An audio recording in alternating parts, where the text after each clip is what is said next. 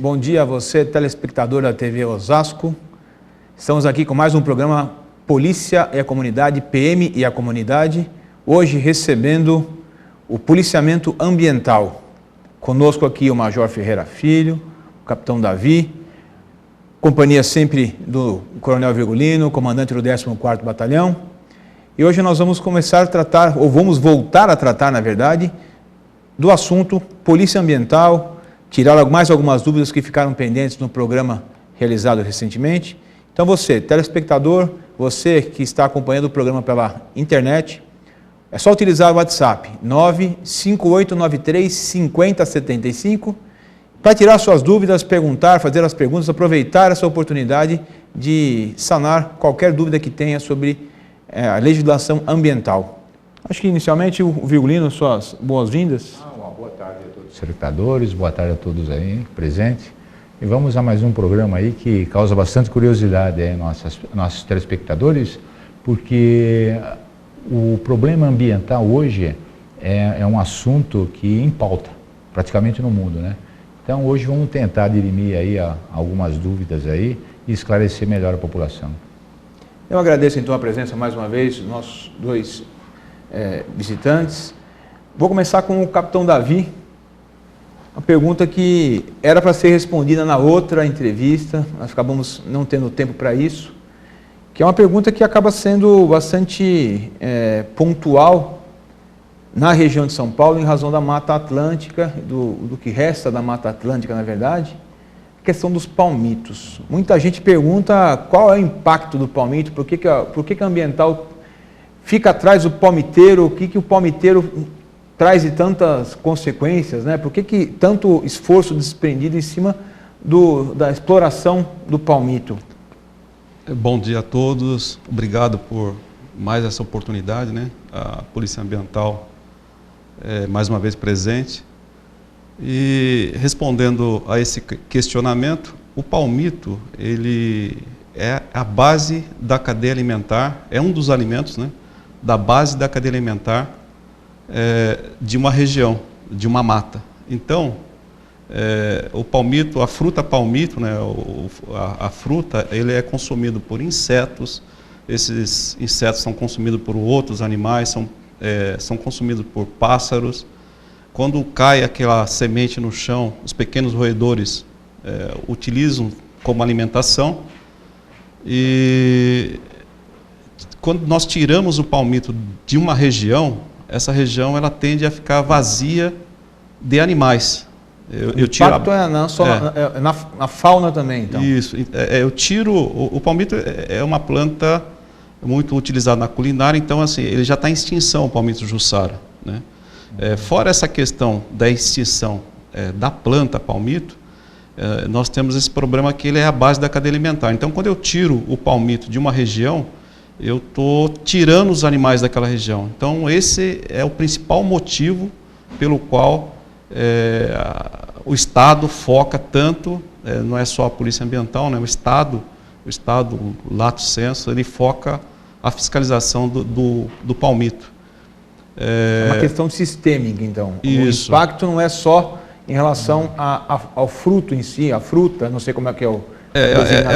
o fruto, né? Nós temos vários tipos de palmito. Nós temos o açaí é um palmito. Então, o jussara, que é o da Mata Atlântica, a fruta dele é parecido com aquela frutinha do açaí. Então, aquilo é um dos alimentos da base da cadeia alimentar. E fora essa questão ambiental, essa questão relacionada à preservação de animais numa determinada área, nós temos também o problema de saúde pública. Como esses palmitos, as pessoas que retiram esses palmitos, eles não têm autorização para tirar esses palmitos, então, consequentemente, eles não têm aonde manufaturar ou transformar esses palmitos em conserva. E o transporte desses palmitos de forma in natura, ele é facilmente detectado. Então, essas pessoas que retiram o palmito, eles preferem cozinhar esses palmitos. Nós temos algumas fotografias, se o pessoal quiser mostrar sobre palmito, né? Tá lá. Então, de forma que não tenha nenhuma higienização. Então, a possibilidade de se ter uma doença pelo consumo desse produto é muito grande. Então, nós temos uma questão de saúde pública, né, que impacta a saúde pública por o consumo de um produto que a gente não sabe ou não se tem o controle de como ele foi produzido, né, e de forma clandestina, cozinhado. Nós estamos vendo algumas imagens aí de palmitos apreendidos, ali também as imagens de como são preparados esses palmitos, né? A fotografia anterior mostra um feixe de palmito. Aí é um preparo clandestino, é isso? Isso, é um preparo clandestino que foi autuado, né, que foi constatado. Essa fotografia que está no monitor, cada pedaço, cada palmito daquele equivale a uma árvore de quase 10 anos. Então, assim, para o palmito poder dar a semente novamente, um palmito Jussara, para ele virar, para a gente poder utilizar ele como semente, utilizar a semente dele para novos plantios, ele demora quase 10 anos. Então, cada pedaço daquela... Olha, essa imagem é impressionante. Tudo isso são materiais clandestinos apreendidos. Então, uma árvore demora 10 anos, de 8 a 10 anos para ficar em ponto de corte, e não tem como extrair o palmito se não... matar a árvore. Tem que cortar a árvore, porque o palmito ele fica no bulbo, lá em cima, não tem como tirar o palmito se não matar a árvore. Então, cada feixe daquilo lá tem pelo menos umas 30 árvores, né? Eu acho importante a gente... Cada árvore dá mais ou menos meio quilo de palmito. Então, 10 anos para produzir meio quilo de palmito. Se eles fazem isso daí é porque tem consumidor. A gente estava até conversando fora do programa ainda sobre as feiras livres, que eles vendem em caixote, até o coronel falou que eles estão vendendo em caixote. O problema é o consumidor, né? Que ele que praticamente impulsiona essa extração ilegal aí do palmito. Eu vou aproveitar para comentar essa situação do corte do palmito. Quando se corta uma árvore, ela não regenera, não nasce outra como as demais árvores. Cortou, perdeu. Matou a árvore, né? Essa questão da cadeia alimentar, a floresta fica pobre, né? O termo pobre não é o simples fato dos animais saírem de lá. Os animais saem daquele espaço, aquela floresta ela perde biodiversidade. Ou seja, a tendência é aquela floresta também ser extinta. Então extingue a árvore do palmito, extingue os animais e extingue a floresta. E essa consequência depois vem para o ser humano. Eu acho que é importante a gente também colocar aqui, nós consumidores, de uma forma geral, temos uma parcela muito grande eu ia falar isso, nessa extração indevida, porque nós compramos, né? De maneira geral, a população não quer saber muito de onde veio, ele quer saber o preço, qual que é, né? Isso. Então, em vez de você comprar não que a venda em supermercado também, às vezes, pode ocorrer de forma... Existem situações em que são surpreendidos supermercados vendendo material que não deveria ser vendido, palmitos que não foram devidamente produzidos. Mas a verdade é que muitas vezes se opta por comprar na feira, se comprar clandestinamente, aquela pessoa que passa vendendo com o carro no final de semana, né, anunciando o que está sendo vendido, como vai ser vendido. Isso é uma parcela de culpa. Você está colocando também, está contribuindo para que a extração continue de forma ilegal. Então, a mesma coisa dos receptadores de veículos, né? As pessoas que compram peças, né? É mais ou menos isso. É mais ou menos quem compra filme pirata. Exatamente. Só que nós estamos falando de algo muito mais sério, talvez, que é o meio ambiente, né? Envolve a questão de saúde pública, envolve essa questão também de preservação dos animais em uma floresta. O fato de nós estarmos falando sobre isso é muito importante, porque o coronel Ernesto abordou, né, essa questão de mudança de comportamento. A polícia, não só a polícia, o Estado, ele não tem como estar em todos os locais ao mesmo tempo. Nós dependemos da participação da população. Exatamente. E uma das formas dela participar é não consumir palmito clandestino. Eu acho que essa sua abordagem, Davi, acho que é muito importante. Até tem uma pergunta aqui do Joaquim Luiz, que pergunta se no caso que o palmito vendido ilegalmente, se tem malefícios à saúde.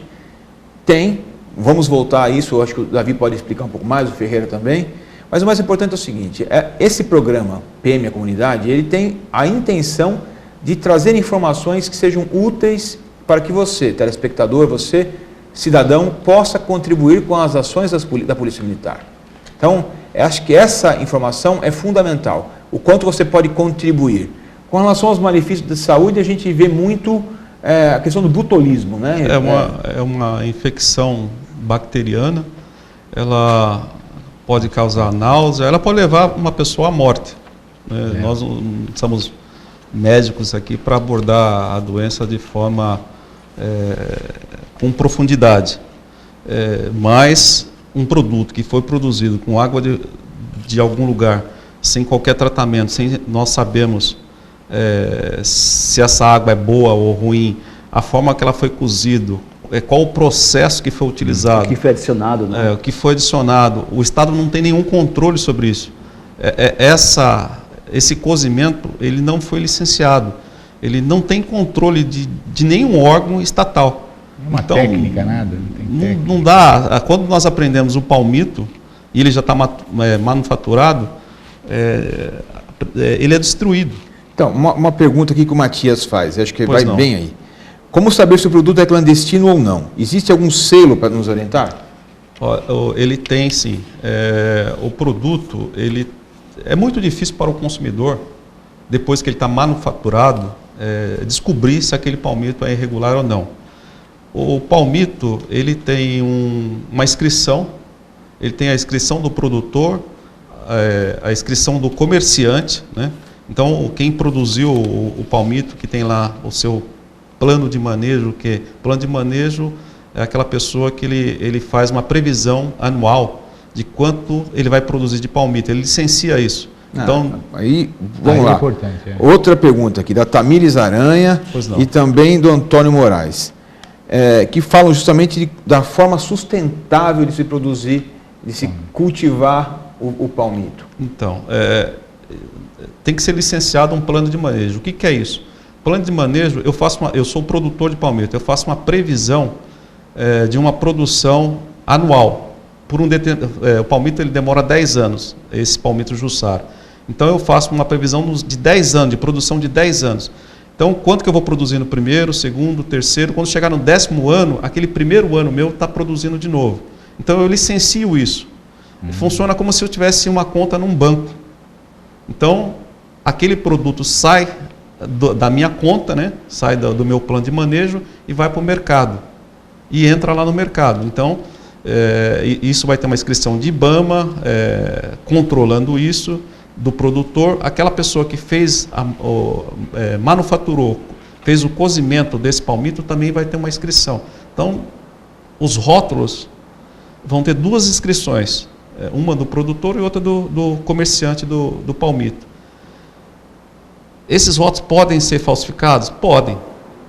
Por isso que eu falo que existe uma grande dificuldade do consumidor uma coisa final. certa, sem rótulo Sem é clandestino. rótulo é clandestino. Mas- A tampa do palmito, Então isso que é importante. quando a gente abre, o palmito tem que estar lacrado. Em cima da tampa vai ter também a inscrição. Existe uma portaria de vigilância sanitária, inclusive, que essa inscrição tem que estar lacrado e em cima tem que ter a inscrição do produtor e do consumidor. Para complementar, a forma mais fácil da pessoa identificar se esse palmito é ilegal ou não é o local onde se adquire. Isso que é. O preço, Porque no mercado, o preço também, mas no mercado comum, o mercado tem vários sistemas de controle. Dentro de um hipermercado ou no mercado de bairros mesmo, eles têm um controle estatal. certeza. Em feiras públicas, esse controle é menor. Em feiras de rolo, menor ainda. Vende em rua.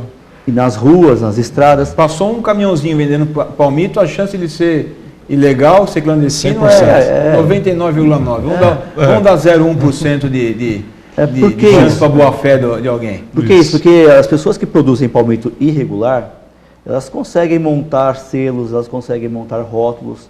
Então, de fato, traz uma dificuldade para o comprador ele entender todos aqueles registros, se são legais ou não.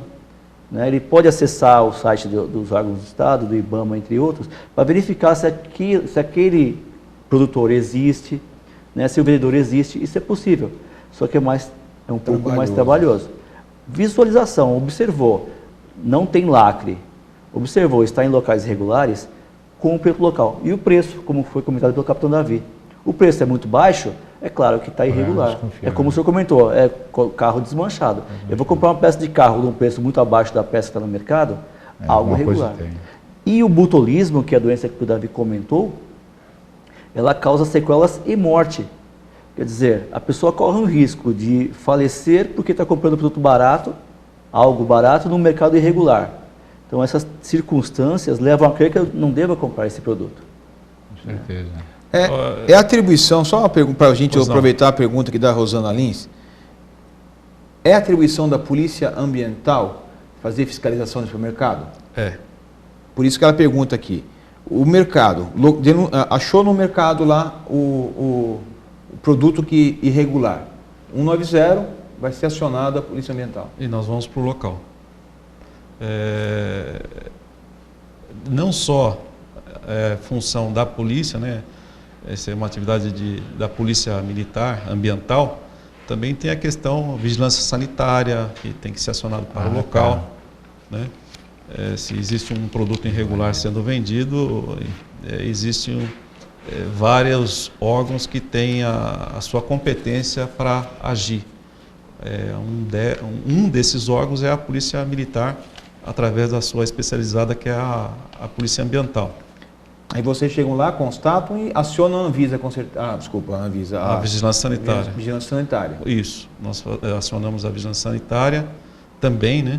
Nós fazemos a parte de polícia, que é a parte de crime, que é um crime. Né? Vamos lá, crime, aí que eu ia chegar. Qual é a pena para quem faz essa comercialização? Nós dependemos muito da conscientização da população, porque a pena é baixíssima. Ela vai de 6 meses a 1 ano. Para quem comercializa. E para quem produz também. E para quem explora também. Tanto faz. Todos eles. O tipo é um só. É comercializar, produzir ou receber. extrair. O artigo 46 da 9.605. Então ele tem vários verbos. Só que a pena é muito baixa. Então nós dependemos da participação da população em nos ajudar e se ajudar também na questão da preservação dos animais, das matas e essa questão de saúde pública também. A pena é irrisória, né? A pena é irrisória. A gente volta na mesma discussão que já tivemos várias vezes aqui, o apenamento muito baixo em função da importância que é esse assunto perante toda a comunidade, porque como vocês bem frisaram, acho que é importante a gente entender que não é um palmito. Isso aí. Não é aquele palmito, não é a planta que nós estamos cortando que vai ser prejudicada. Então você que vai, de repente, no final de semana, vai lá para a praia, resolve entrar lá numa excursão para dentro dentro da mata, que acontece muito, né? Acontece. Aí acha lá um palmito, vamos levar esse palmito? Mas eu só vou levar um palmito, não? Mas as consequências, são de 8 a 10 anos para o palmito ficar em ponto de corte. Além da destruição do meio ambiente, né, em que vivem os animais ali que circundam, como disse. Um palmito, voltando ao que o Major falou, a questão do custo. Quanto custa para nós tomarmos conta de uma árvore para ela 8 anos, para dar meio quilo de palmito? Quanto custaria isso no mercado? Então, se o palmito for muito barato, alguma coisa de errada tem. Com certeza. Nós vamos para o nosso primeiro intervalo. Estamos aqui hoje com a Polícia Ambiental, o Capitão Davi, Major Ferreira Filho, discutindo sobre todas as informações necessárias para você se inteirar do aspecto ambiental na sua região. Para participar, é só nos mandar a sua pergunta no WhatsApp 95893 5075. Voltamos em seguida com mais um bloco do nosso programa. Fique conosco.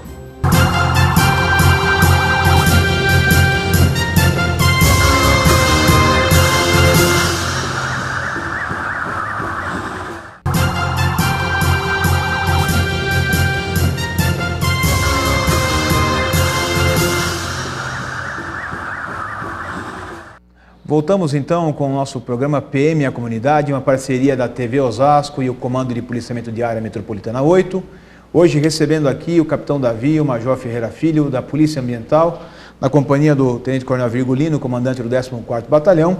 Estamos falando sobre palmito. Começamos a falar sobre palmito, não esgotamos as perguntas sobre palmito ainda. Pois não, estamos... Eu acho interessante a gente comentar aqui, a pergunta da Selma Fernandes, se as grandes redes de supermercado não poderiam auxiliar com campanhas de conscientização ao público em geral. Acho que campanhas desse tipo são bem-vindas em qualquer momento, né? São bem-vindas, mas a maioria das campanhas que nós temos com relação, principalmente essa visão sistêmica de que o palmito ele é um alimento da base da cadeia alimentar, né? Ele vem do Estado e muitas vezes são patrocinadas por pessoas de fora do país. Nós já tivemos aí alguns alemães patrocinando campanhas nesse sentido de proteção à Mata Atlântica e japoneses e com essa visão sistêmica que isso responde assim, espero, a primeira pergunta é por que a Polícia Ambiental, por que a Polícia Militar, por que o Estado anda tanto atrás de palmiteiro? Exatamente. Porque a pena não vale a pena, assim, as pessoas não ficam presas. A multa é irrisória. A multa é irrisória. O único motivo é proteger os animais daquela floresta, a base da cadeia alimentar, e também essa questão de saúde pública. A questão do Joelho Santos pergunta se, além do palmito, existem outros produtos que são fiscalizados dessa mesma maneira. Você estava me falando agora fora do ar aqui a questão do açaí, a gente come gato por lebre, que não come açaí, come jussara, é isso? Isso, muito da semente a semente do jussara, ele é muito parecido com a semente do açaí. Acho interessante você falar dos três tipos, né? Você estava comentando aqui fora do ar, o pupunha, o açaí e a jussara, são todos palmitos. O palmito nativo da Mata Atlântica, que é recorrente ao estado de São Paulo, é o jussara. Mas nós temos o açaí, que aí o corte não é aqui em São Paulo. O corte é a região do Pará, a região amazônica, né? A região amazônica. E o jussara é um palmito, ele é o palmito da Amazônia. Não, o jussara não. Não, o jussara não, o pupunha. O pupunha é um palmito da região amazônica, que ele é cultivável. É o único palmito que ele rebrota. Então ele nasce como se fosse um pé de cana, diferente do pupunha que nasce uma árvore só, ela nasce um indivíduo só. O jussara ele nasce como se fosse cana, então ele vai nascendo bananeira, vai nascendo vários. Cortou, nasce outro. Cortei, então eu faço o plano de manejo na própria moita de palmito. Eu corto já tem o outro que está. Então é um palmito que é muito utilizado na agricultura. E eu acho que é um dos mais utilizados hoje para venda, hoje né? É o mais comum no mercado. Tem uma consistência parecida com um pouco de bambu, assim, um pouco mais duro, fibroso, né? mais fibroso. Isso. E aqueles palmitos cortadinhos? Você estava falando fora da aqueles vidros, os vidros de palmito que nós encontramos no mercado clandestino, que são pequenos, parecem já prontos, cortadinhos, parece mais fácil para consumir, para fazer salada. Aquele é o resto do palmito. Então, essas pessoas que produzem palmito no meio da mata, em condições de higiene zero, eles cortam os pedaços grandes, põem nos vidros, e os pequenininhos, eles vão coletando pelo chão, picam tudo e põem num vidro grande. Então, a pessoa fala assim, pô, isso aqui é mais fácil até para fazer o meu alimento. Mais barato, É mais barato, é o mais perigoso ainda, porque o resto do resto. Mas também vende eles legalizados. O legalizado sim. O legalizado ele tem acompanhamento da vigilância sanitária, certo. Ele tem tem a possibilidade de risco quase zero. Então, dentro dessa questão do palmito, o palmito pupunha seria o indicado para ser consumido, principalmente no estado de São Paulo. Primeiro que não é da nossa região, não é da Mata Atlântica, e ele rebrota muito fácil. E o tempo ser mais fácil de ser legalizado, né? Isso, o tempo de produção dele é de 2 anos. É só que o gosto dele em relação ao jussara é diferente. Então, o preferido é o jussara, que a população prefere consumir, é o que mais impacta, é o que impacta o meio ambiente e impacta também a saúde pública. Então, voltando na semente voltando no açaí, né? Às vezes vai lá comer um belo prato de açaí com granola e banana. Pode ser que esteja consumindo jussara e não açaí. As sementes são muito parecidas e da mesma cor. Paladar. O paladar. A diferença é que o açaí não é nosso, ele é produzido na região amazônica e o jussara não é produzido, né? Ele é extraído de forma irregular no estado de São Paulo. Eu vou diversificar um pouquinho, porque estamos falando de palmito já há um bom tempo. Eu queria voltar não, mas trazer um assunto que nós já discutimos um pouco no outro programa com a Polícia Ambiental aqui, mas que sempre é importante a gente voltar, ainda mais agora que vamos começar a época das chuvas. Pois é. Espero que chova bastante, mas que chova no lugar certo e que não haja problemas de enchente. Mas isso é quase que utópico em São Paulo. Ainda mais aqui em Osasco, no Rocha Idália, é mais utópico ainda. Que vai um pouco da ocupação desordenada das nossas margens. O que vocês podem falar sobre isso? A legislação ambiental, ela tem um viés também direcionada à questão de ocupação, né? Então, existem várias legislações que tratam desse assunto. A motivação da legislação ambiental, ela está lastreada, primeiro, na questão do desmatamento, da ocupação da margem dos cursos d'águas, né?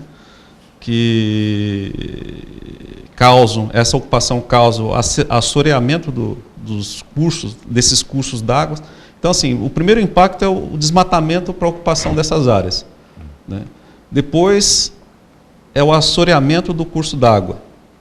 Depois do assoreamento, esse seria o impacto ambiental. Tem a impermeabilização também do solo. Aí eu tenho a poluição daquele curso d'água. Depois começo a ter os efeitos. Os efeitos são as enchentes, como o curso d'água está assoreado, quer dizer, correu areia para o fundo do rio. O rio ele vai ficar mais raso, então ele tende a espraiar. Como a água vai diminuir com a ocupação das margens, no período de seca, nós não vamos perceber essa questão do espraiamento. Mas no período de chuva, não tem o leito do rio, ele vai espraiar, vai causar enchentes, e com a enchente e a poluição desse curso d'água, eu tenho a questão de saúde pública também. Então, o meio ambiente está sempre se relacionando com a questão de preservação e com a questão também de saúde pública, né? Não só nossa aqui. Então, nós temos lá no artigo 225 da Constituição Federal, né? A preocupação da nossa geração é com hoje e com amanhã. O que vai sobrar para as futuras gerações. Isso eu acho importante. A gente convive aqui, né, Virgulino, você observa bastante, tanto na região norte quanto na região sul de Osasco. Nós temos um problema sério também em Carapicuíba, nós temos problemas sérios também lá em Tabuão, nós temos problemas sérios em Itapecerica, nós temos vários lugares. Bom, não precisamos nem ir muito longe. O próprio Alphaville, Tamboré, nós temos problemas de enchente. Com certeza, muito. E a gente observa sempre que muito é cobrado do Estado, de forma geral. Estado, município, governo federal, o que fazem. Mas existem certas providências que nós, cidadãos, podemos adotar. Como cidadãos, é isso. A gente pode cuidar do nosso pedaço. Quais seriam essas providências que a gente tem que observar? A legislação ela tem uma finalidade de existir. A finalidade dela é evitar essa perda ambiental, que é a perda da ocupação da margem, do desmatamento, essa questão da saúde pública. Existem vários motivos de ocupação. Talvez atacar esses motivos. Então, o motivo da ocupação ela pode ser falta de moradia, que é difícil de atacar esse déficit. Ele pode ser uma especulação imobiliária, ele pode... Mas você fala em falta de moradia, mas nós observamos recentemente em Brasília, quem pôde assistir os jornais, conseguiu ver lá a ação da polícia em Brasília para retomar espaços de margens da represa do Lago Paranoá com mansões maravilhosas. Aí não é questão de moradia. A especulação imobiliária. Não, mas só para complementar, é questão de moradia, só que é um poder aquisitivo maior. Mas as pessoas que estão lá são pessoas esclarecidas, muito mais esclarecidas que talvez a grande maioria da população. Deveriam elas muito mais tomar conta do ambiente, do meio ambiente em que elas vivem. Não tem consciência. Então, falta um pouco de conscientização. Falta também. Mudança de comportamento. Né? Mudança de comportamento. É atacar o problema. Então, os fatores que levam uma pessoa a ocupar essas áreas são vários, né? Entre elas, os principais são esses, que é a especulação imobiliária, que é o caso do Lago Paranoá, e nós temos alguns casos aqui em São Paulo também, e também essa questão de não ter opção. Então, a opção que sobrou é aquela lá. Essa opção ela se torna muito mais cara para o indivíduo que ocupou aquele espaço. Para o Estado? Para o Estado, para todos. Mas aí que está. Houve a ocupação irregular. Não temos como fugir muito desse aspecto social. Mas a gente está cansado de ver os despejos de material de construção. Também. A falta de cuidado do cidadão em geral com o seu lixo. O descarte de lixo orgânico dentro de rio. De lixo inorgânico dentro de rio, joga lá, a gente cruza aqui, é só andar um pouco aqui na região, a gente cruza com sofá em beira em margem de córrego, vários outros materiais. Depois se cobra do Estado, por que não foi retirar lá, né? É o que é comum, né? Cobra do Estado. A gente não recolhe, sendo que há leis específicas a esse respeito. Mas as pessoas não têm essa conscientização de educação de saber onde tem que descartar aquele lixo. Mais uma vez, nós vamos esbarrar na questão do poder do Estado de fazer frente a essas questões com relação à questão legal. As penas são baixas. Com certeza, né? Com certeza. Então, essas ocupações, elas passam... tem-se as fiscalizações, mas assim, o efeito dessas fiscalizações, elas não têm o poder de dissuadir a pessoa a fazer aquela ação. E não existe uma conscientização suficiente ou cultura suficiente para as pessoas entenderem que aquilo vai fazer mal para aquela pessoa. A Polícia Ambiental faz essa investigação, ela vai verificar lá, ela tem condições legais, inclusive de verificar qual o espaço está sendo ocupado pela casa, se está nas margens. Eu até a pergunta da Maria Júlia aqui. Sim. Tem. Esse assunto do uso da ocupação do solo, o licenciamento ambiental feito pelo Estado é o momento em que se analisa onde a pessoa deve construir, seja casa, seja empresa, seja para agricultura, onde o ser humano vai interferir naquele recurso natural. Nesse momento do licenciamento ambiental, nós fiscalizamos para verificar se a pessoa está cumprindo o contrato que ele fez com o Estado para usar aquele espaço. Há casos que as pessoas não buscam o licenciamento ambiental.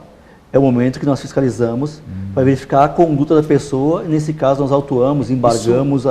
Isso vale então para aquela pessoa que comprou um terreno, comprou um lote, ela tem uma determinada porcentagem do terreno que ela pode utilizar para construir, isso é muito comum hoje em dia, aliás é quase que obrigatório isso. Eu tenho que preservar tantos metros de frente, tantos metros de lado, tantos metros de fundo. A Polícia Ambiental vai lá e verifica se isso está sendo cumprido. Nós verificamos se a distância entre a ocupação e o curso d'água é a mínima, é a exigida. Geralmente, num rio que tem menos de 10 metros, geralmente não, um rio com menos de 10 metros, a faixa que não pode construir nem interferir é de 30 metros. Se o rio tiver mais de 10 metros, a faixa aumenta para 50. Isso então, é um dos conceitos que se verifica na ocupação próximo dos cursos d'água. Desculpa, vou ter que interromper só para a gente pontuar. Mostrar. Então você, telespectador, que está vendo o vizinho seu construir algo que está fora dessa margem. O riozinho lá tem menos de 10 metros, 30 metros de distância. 190. Só chamando a atenção para esse menos de 10 metros, se tiver um curso d'água com 1 centímetro, ele tem menos de 10 metros. Sim. É 30 metros para cada lado. Então, assim, o curso de água. Curso d'água.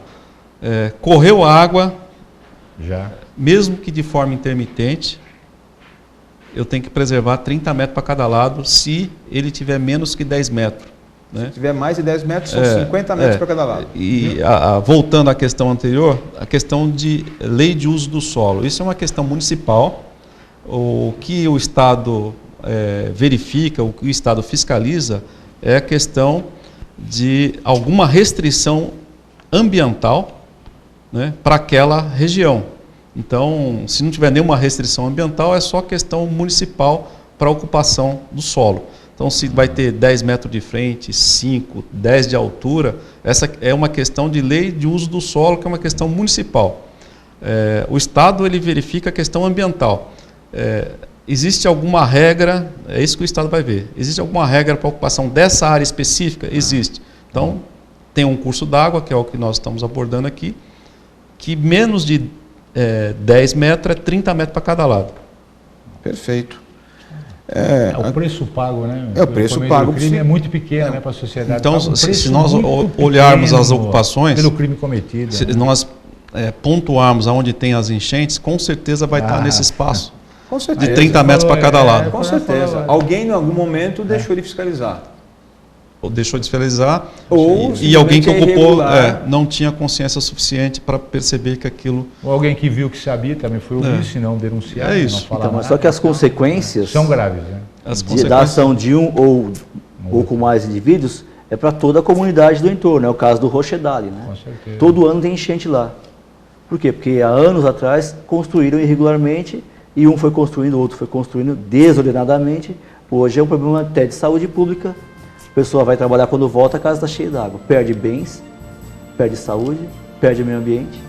Então, na verdade, apesar das penas serem leves, há que se ter a conscientização das pessoas para que acionem os órgãos públicos para que a gente possa chegar e tentar impedir que aquele fato ocorra. Tá ótimo. Eu vou chamar mais um intervalo. Continuamos em seguida com o programa PM a Comunidade e você pode participar pelo WhatsApp 95893-5075. Fique conosco que voltamos já. Muito obrigado.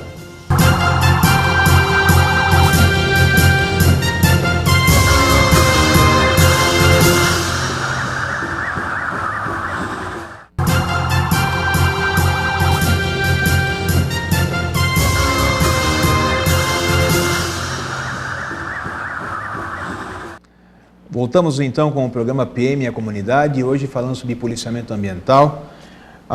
Estou aqui com mais algumas perguntas que estão chegando para nós. A pergunta da Alice Dias já foi respondida, né, que é as maiores ações de combate aos palmiteiros, já foi explanada aí, que é justamente a fiscalização tanto do produto já produzido, né, já envasado, como também as ações nas matas e florestas. Nós fazemos operações específicas para combater o comércio ilegal. Nós entramos na mata com aquelas frequência. imagens já mostraram já isso, para né? combater Sim, isso, exatamente. Não, isso são operações frequentes, né? São. Também aqui o Mário Augusto pergunta como funciona, se os parques estaduais, como o da Serra do Mar, são fiscalizados constantemente. Essa é a grande missão, né, do Estado, não só Estado. nossa. Existem não só por parte da Polícia Militar, mas o próprio IBAMA mantém policiamento, vamos assim dizer, né, a fiscalização específica nos parques. O Estado, através da Fundação Florestal, eles têm os seus funcionários que fiscalizam as partes internas também dos parques, no caso, o Parque da Cantareira.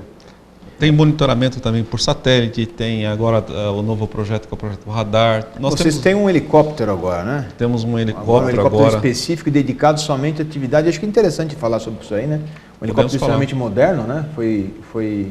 Chegou da França recentemente? França ou Itália? Itália. Chegou da Itália recentemente, um helicóptero biturbina. Isso. Esse helicóptero ele foi comprado dentro de um projeto, que é um projeto de proteção da Serra do Mar. E os mosaicos da Mata Atlântica todos, né?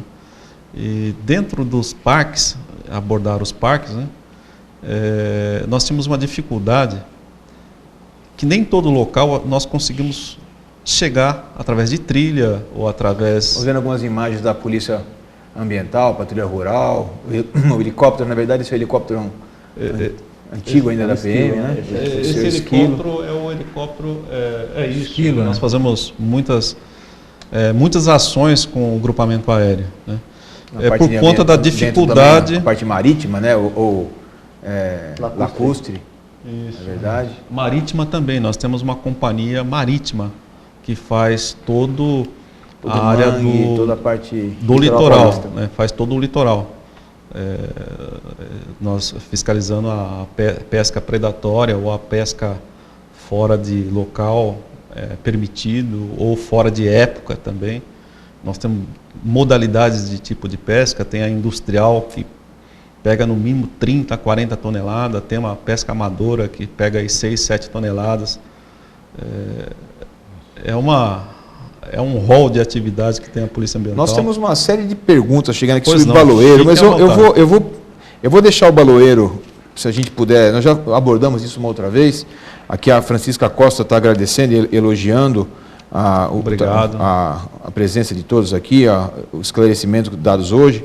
Mas eu vou no Virgulino a questão da poda de árvore. Faça favor, Virgulino, Inclusive, traz para nós essa informação aí, essa dúvida, que acho que deve ser de muita gente também. É porque nós temos recebido ultimamente, principalmente nessa época de chuva, em que começa a cair árvore, as pessoas ligando lá para o 190 e perguntando como proceder a poda ou a corte de árvores nesse ambiente urbano. Não dentro da casa dele, mas na calçada, por exemplo. A árvore está para cair, eles querem saber se pode cortar essa árvore, porque foram eles que plantaram há 10, 15 anos atrás. Então é uma pergunta comum que você poderia responder aos telespectadores. O programa atual de ontem, com vento de mais de 80 por hora, Então, a árvore na calçada ele tem um interesse que é o interesse da coletividade, interesse difuso. Então, se alguém pretende plantar uma árvore na calçada, já tenha isso na sua consciência, que aquela árvore de ser sua. não é dele. Aquela árvore é de toda a sociedade. Para ele retirar aquela árvore, ele necessita de uma autorização municipal. as pessoas não sabem disso. Se ele retirar aquela árvore sem essa autorização municipal, ele está cometendo um crime. Pena baixa, mas é um crime. Deixa de ser primário. Assim Mas por até diante. dentro da sua casa, dependendo da árvore que você está tirando, você também não pode tirar, certo? Não, Dentro não de pode casa. tirar. Não pode Depende, se plantar dentro do seu quintal, vai depender do tipo de árvore. Exatamente. Se eu plantar, por exemplo, eu vou citar um exemplo Mangueira. meu. Vamos ver uma jabuticabeira. Ela Eu não posso retirar essa pode. árvore. não é nativa. Ela é nativa. Ela é nativa, portanto, não pode. eu Ela não precisa de posso autorização para retirar essa jabuticabeira. Se ela retirar ela sem autorização, cabe multa. Ele vai receber uma multa, né? Não é um crime ambiental. É um crime, mas se tiver na calçada é crime ambiental. Se não tiver na calçada não é crime ambiental, mas ele vai receber uma multa por ter retirado essa árvore nativa sem autorização. Mas tem um detalhe interessante Pois aí não. nessa história aí. Se a árvore for cortada, por exemplo, eu tenho no meu terreno, eu plantei uma árvore, ou já vi uma árvore, e por acaso eu não tenho construção nenhuma, meu terreno está vazio. Se o meu vizinho entrar no meu terreno e cortar uma árvore, ele comete um crime. Aí é crime. Porque corte de árvore em propriedade alheia, sem autorização, é crime. Então tem alguns detalhes legais que a pessoa pode... Por exemplo, a árvore está no meu vizinho e as folhas estão caindo na minha calha e tupindo na minha isso é calha. normal acontecer. O vizinho nunca vem aqui. Então eu vou entrar no terreno dele e vou podar os galhos da árvore. Não posso. Eu não posso sem autorização. Estou cometendo um crime. Crime. É crime. Crime ambiental. Isso é importante. De repente você, telespectador, está vendo aí alguma coisa acontecer desse tipo na sua residência, na sua região. É bom ficar alerta. Existe toda a questão civil que se discute, essa questão de passar a árvore pelo vizinho, mas assim, a questão normal, isso. ambiental da Lei 9.605, isso é crime. Então, se alguém entrar na casa de alguém e cortar uma árvore exótica, nativa, ele comete um crime. Isso se aquela pessoa não autorizou. Se aquela pessoa autorizou e ela não tem autorização para que aquela árvore seja cortada também, então existe só a questão administrativa. É uma multa. Mas os dois concorrem. Os dois concorrem. Os dois concorrem para a multa. Isso.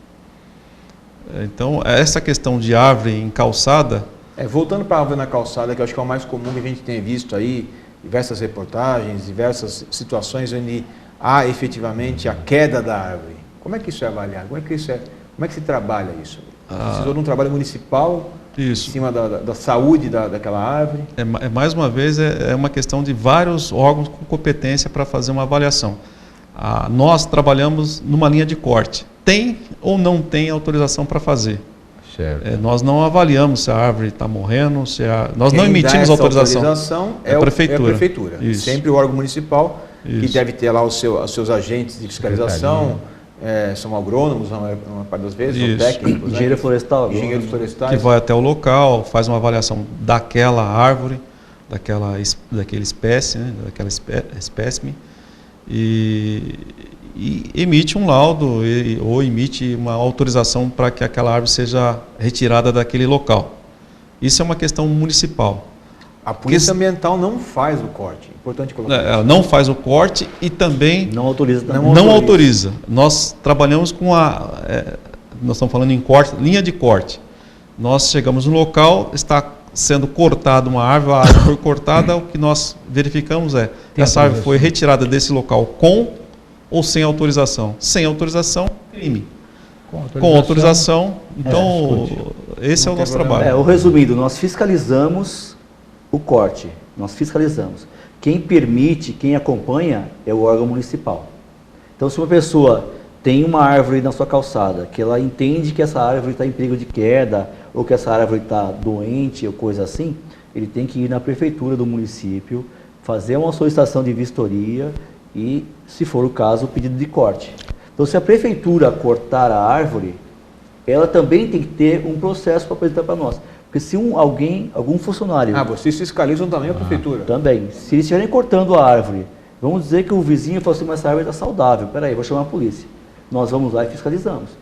Se a prefeitura não tiver o processo administrativo feito para cortar a árvore, também responde. Inclusive, se estiver atrapalhando a rede elétrica também, é a mesma situação? No caso da rede elétrica, existe também um convênio com as empresas que mexem com a estrutura da energia elétrica, com as concessionárias. Eles também têm autorização para cortar. Eles têm autorização já? Podar. Eles também, para poda. É uma poda, né? Não é o corte. Para cortar os galhos. Mas eles também têm um processinho para cortar. Não pode chegar assim, vou cortar esse daqui que deu vontade porque parece que vai pegar no fio. Existe um processo também. Antigamente tinha um negócio que você pode cortar, a gente é muito folclore, né? Não sei. Você pode cortar até determinada altura, podar até determinada altura. Se o galho estiver batendo na sua cabeça, você pode podar, porque... É folclore isso aí. É tudo folclore. São lendas urbanas. Lendas urbanas. Então, tirou uma folha, tirou a árvore inteira, ou tirou um galho inteiro, é uma poda. É uma poda. Se a poda ela não for drástica, se ela for... depende do tipo. A poda que nós estamos falando é aquela poda radical. Né, a poda radical é aquela poda que fica só o tronco. Ou mata a árvore. Existe a possibilidade... Então, esse tipo de poda, ela precisa ser autorizada. Certo. Bom, nós temos aqui, voltamos aos animais silvestres. Pois não. Que eu acho que é um outro tema que nós não exploramos ao todo, né? Como um todo na última visita de vocês. E o que o Arthur Sampaio fala do tráfico de animais silvestres. É um problema nacional. Fala do estado de São Paulo. E ele pergunta se as penalidades não deveriam ser aumentadas, né? A opinião muito particular minha, sim.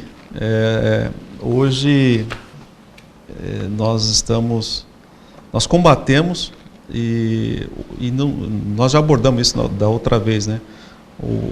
As ferramentas que nós temos hoje ainda não têm a capacidade de fazer com que o cidadão, pela aplicação das multas e também das penalidades relacionadas a ficar preso, a reclusão, prisão, não tem essa possibilidade de dissuadir a pessoa de cometer esse tipo de crime. Então, em não tendo esse poder, esse crime ele tende a continuar. No estado de São Paulo, nós apreendemos cerca de 30 mil animais silvestres por ano. 30 mil? 30 mil. Isso vem há 10 anos. Então... Não baixa? Não baixa. Se isso não baixa, alguma motivação tem. Né? Educação das pessoas. Né? Isso foi... É uma questão cultural, né? Há ainda uma cultura de que o animal silvestre deve ficar em casa para cantar ou para ser acariciado ou coisa assim. Há que haver uma consciência, uma mudança de comportamento das pessoas para que elas migrem para outros tipos de animais. Hoje, apesar do número ser grande, eu associo o número grande ao aumento da fiscalização nossa. Se há anos, 10 anos... 10 anos nós somos... Pergunta do Marcelo Lara. Tem algum campeão aí, esses animais? Quais são os mais... Canário da terra. O canário da terra, o trinca-ferro também, mas tem bastante. Isso aí é minha monografia de CAO, eu conheço bem. O canário da terra, nós temos quase 70% de todas as apreensões do Estado é canário da terra. Qual o motivo? Não saberia dizer. Na verdade, o canário da terra ele é um animal que ele briga. Então as pessoas fazem rinha de canário. Como tem rinha de galos, tem rinha de canário. O canário é um animal usado para briga. Então as pessoas usam muito para brigar. O canário da terra ele é campeão nessa questão da apreensão. Assim, isso é o que o Estado consegue enxergar. Pode ser que tenha outros animais que a gente não consiga detectar ainda. A gente não está em tudo quanto é lugar ao mesmo tempo. Mas assim, olhando são canário e quase 70%. Acredito que as aves chegam a 90%? 90%. A maioria são os passarinhos. Quase 90% é pássaros. E as pessoas continuarão pensando dessa forma, fazer o que estão fazendo, não terá natureza no futuro próximo. Não terá natureza próxima. Infelizmente, então, tem que haver uma em risco. Tem que se conscientizar, né, meu? O problema não é com ele, é com a humanidade, né? É com as pessoas. Mais uma vez, nós voltamos a essa questão da pena, que ele é muito baixa. Então, o crime acaba compensando. Vamos lá, manter o animal na gaiola. Eu tenho um canário na gaiola. É crime, certo? Isso. É crime desde que não tenha autorização. Sim, aí nós vamos voltar para o programa anterior, da anilha na pata. Nós temos todos os animais autorizados, eles vêm com uma anilha, onde está identificado, tem uma identificação. Perfeito. Mas a minha arapuca, prendi o passarinho, coloquei dentro da gaiola, estou cometendo um crime. Então, de 1 a 6 meses. De 1 a 6 meses de detenção. Então é multa. Crime afiançável. TC. Afiançável. O Estado tem dificuldade ainda para direcionar os animais. Nós temos poucos locais para fazer essa destinação. É um problema recorrente. Então, muitas das vezes, o policial ele tem que... ele fica com esse problema para administrar. Ele apreende lá 30 a 40 pássaros e esses pássaros não estão em condições de serem soltos ainda na natureza. A gente vê algumas imagens deprimentes de apreensão de animais, né? Esse período de recuperação ele tem que ir para um centro de triagem. E nem sempre os centros de triagem são próximos. Para reabilitá-lo novamente à natureza. Pensando a nível de Estado, né? Então, aqui em São Paulo nós temos ali no Parque Ecológico Tietê. Mas muitas das vezes nós temos que ir para Lorena, nós temos que... Então sai uma viatura do patrulhamento. Caraguatatuba. Dependendo do animal e depende de ter vaga ou não, sai uma patrulha daqui com 30, 40 animais apreendidos, às vezes 2, 3 animais somente, e vai até Lorena. Então, esse período eu fico sem ter essa patrulha na fiscalização. Nós temos diversas ONGs aí, inclusive, que cuidam. E as ONGs, elas cuidam, elas ajudam, têm trabalhado positivamente aí? Na questão de animal silvestre, não tem. Tem algumas ONGs que acabam... As ONGs hoje são mais voltadas a animais domésticos. Gatinhos, gato, cachorrinho. Gato, cachorro. Nós temos algumas participações que auxiliam a polícia no sentido de ser nossos olhos para ajudar a fiscalizar. Isso é importante. Isso é uma participação importante também. Ver alguma coisa errada e levar ao conhecimento do Estado, né? E o Estado, através da polícia, vai lá e toma a providência. Então, assim, existem várias maneiras de participar. Uma é não adquirir o animal silvestre. Isso é bom. Não ter esse animal silvestre. A outra é denunciar e trazer essa informação para o Estado. E a outra é também se legalizar e ser um criadouro para ajudar a fazer a manutenção desses animais que são apreendidos. e não comprar produtos ilegais, como é o caso do Palmito também. Né? Eu gostaria de registrar somente aqui a participação do Josias Góes, da Madalena Anitta Souza, que fizeram perguntas sobre os baloeiros. Nós vamos ter que fazer um convite agora no ar para um terceiro retorno aqui, porque realmente são programas que têm esclarecido bastante os nossos telespectadores. Sei que nós temos uma relação aí de assuntos que não foram tratados ainda, que seriam interessantes a gente levar a informação para o nosso telespectador. Vamos deixar já um convite, vamos agendar uma próxima vinda. Ficamos à disposição. Para a gente poder estar sanando essas dúvidas, e vou deixar um espacinho aí esse finalzinho de programa para uma mensagem final dos nossos convidados, Davi. Agradeço, né, a oportunidade, a participação da população, dos telespectadores, demonstra a preocupação com a questão ambiental. Nós estamos todos no mesmo barco.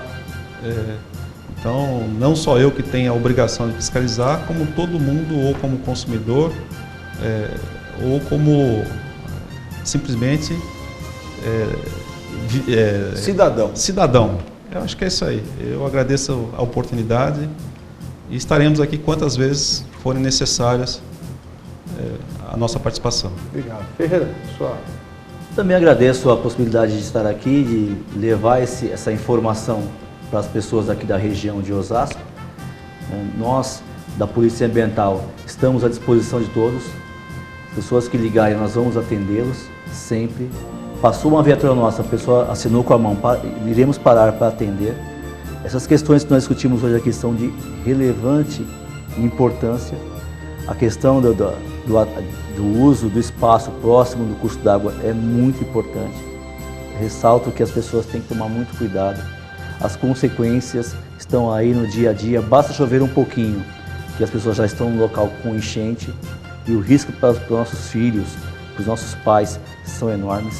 Então, peço que as pessoas colaborem conosco, que é uma colaboração mútua entre o Estado e o cidadão na proteção do meio ambiente. Virgulino, mais uma vez obrigado pela sua presença. Agradeço novamente a todos os nossos telespectadores. E aguardamos vocês de novo na semana que vem, ao 12h30, na segunda-feira, com mais um programa PM e a Comunidade. Muito obrigado, uma boa tarde a todos, uma ótima semana e até a semana que vem.